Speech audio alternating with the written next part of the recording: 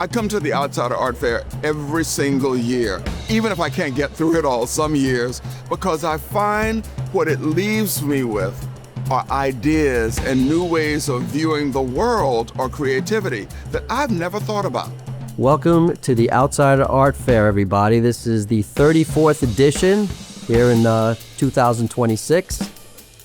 Sometimes it's hard to articulate, but when you walk into the Outsider Art Fair, you immediately sense that there's something else going on.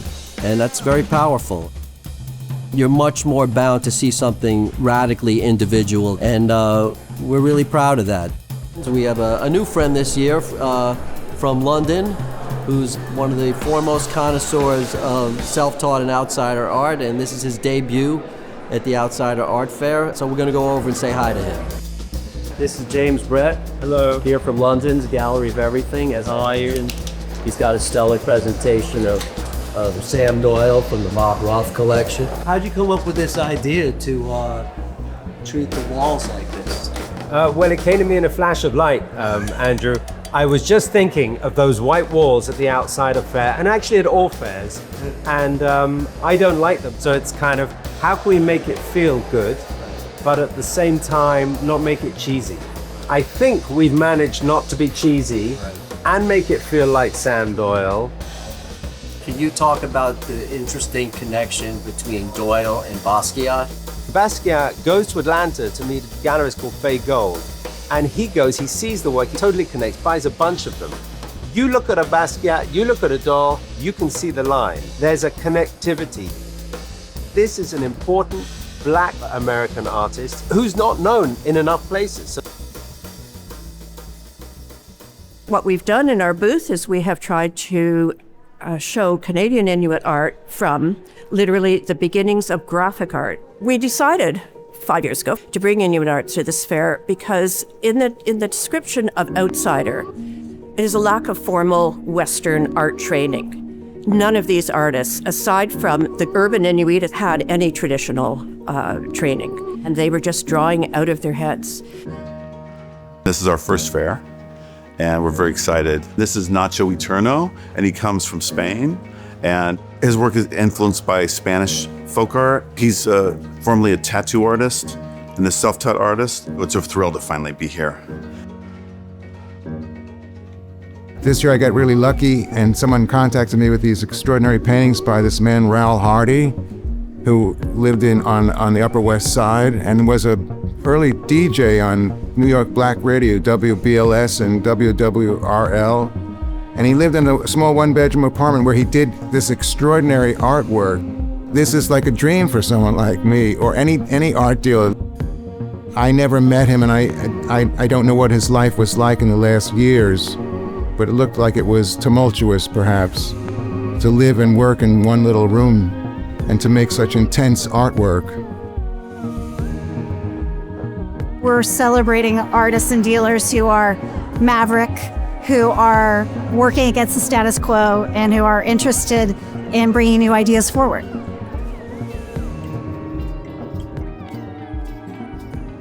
Someone told me I'm a glutton for punishment earlier. I just like taking on a challenge, and if you get an idea, it's interesting to see how much material you can locate. So this is a recreation of John Searle's home studio. We were able to locate his actual easel, a door from his home that's like doodled on, and phone numbers, and also furniture from in and around his house, along with a large survey of paintings. It's a fun way for us to be at the fair and be able to present a different context for the art aside from a white wall, which we do at the gallery every day. This fair's been really good to us over the years. It's always a place like a touching point for why we keep doing what we do.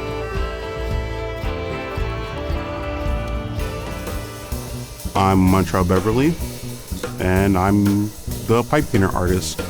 I started off with pipe painters in 3rd grade. They're very, very bendy, and they stay in place, and they're very fun to use. I'm a very fast worker. I made these two cups this morning. At first, I was only making the figurines, but now I'm making cakes, oysters, candelabras, roses, champagne. And take the pork out of it. Yeah, and it seems to bring joy to people. Well, it brings joy to me. There's a proliferation of art fairs in every city, and so it's almost like when you travel and everything's a chain store. I think art fairs have gotten that way, but I feel like the Outsider Art Fair is one that hasn't. It's literally the highlight of the New York art calendar. There's really nothing like it anywhere.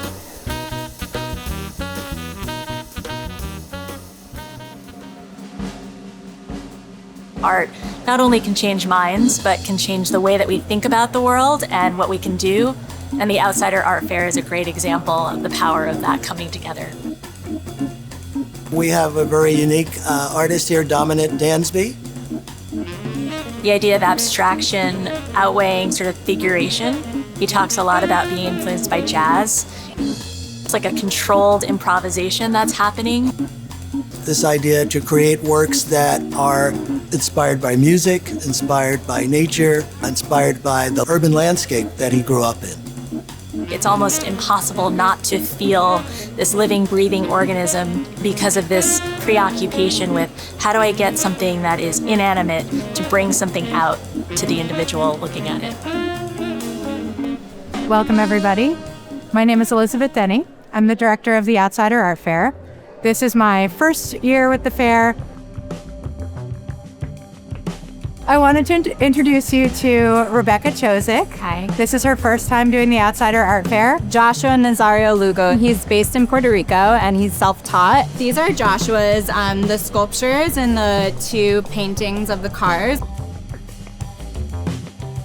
It is the most authentic place to come and see art. I love the people. I love the gallerists, the artists themselves. You just feel like you have this line, you know, it's kind of like a lifeline into like their hearts and their heads. This fair is alive. This fair is full of serendipity, adventure, discovery. There's a lot to find that you won't see anywhere else, and we love that. For most of the artists that you see on our walls, it's the process of making that's important. It's not the end result. It's the ritual of making something that expresses their soul.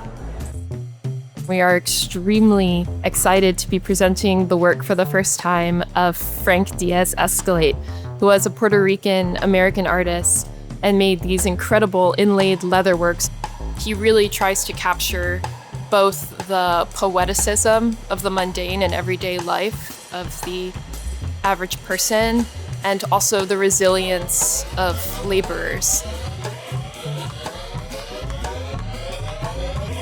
Hi, my name is Sunny Smith, and I am the new Executive Director of Creative Growth Art Center in Oakland, California. We're an organization founded in the early 1970s, working with living artists with developmental disabilities. This fair really allowed our artists to be seen on a national, international stage.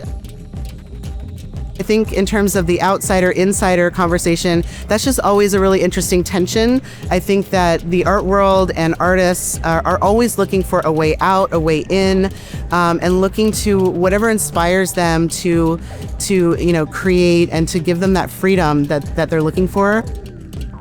I don't believe in categorizations about art. Art is art, and there's plenty of it. When you see good art, you know it, and there's plenty of it here.